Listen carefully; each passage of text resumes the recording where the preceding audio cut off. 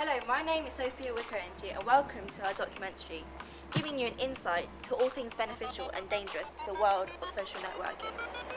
Throughout this documentary, we will be talking to a variety of students and teachers, giving us their opinion of what social networking is about and how it's affecting us today.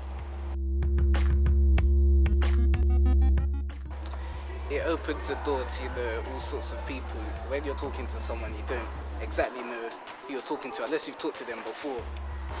You don't know what adults' motivations are, you don't know are students using these on sites, making friends with people that they can't see and they don't know. It opens up areas, for example, things like cyberbullying, things like that, that don't just affect children, it affects adults as well. Because it's so quick and instant, you can just write something that then you really regret. You never quite know who you're talking to on the internet, and anyone can pose as anyone, and it's quite dangerous if you're not supervised whilst doing it, especially if you're young. There's so many reasons why people use social networking sites today.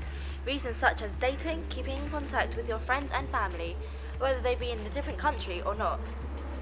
I think social networking is an area that needs to be properly monitored. I think there are great opportunities with it. You know, people are in contact with all different kinds of people from all over the world at the drop of a hat, and I think that's wonderful that that's available. I use it a lot, Facebook especially, because I keep in contact with a lot of friends and family, obviously who live in Australia.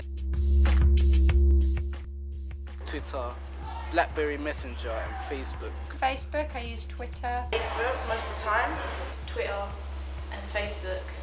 Twitter, Facebook. Twitter, and I use Facebook.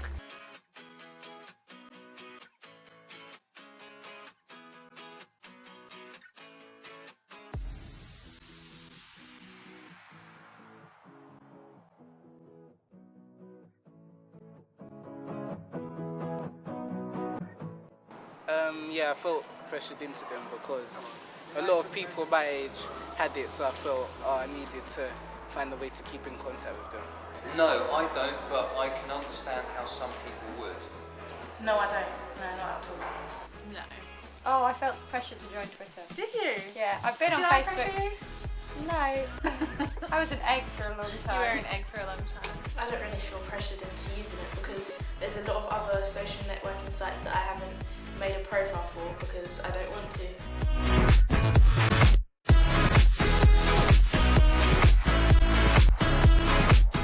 Did you know over 50% of people who use social networking sites such as Facebook are mainly women?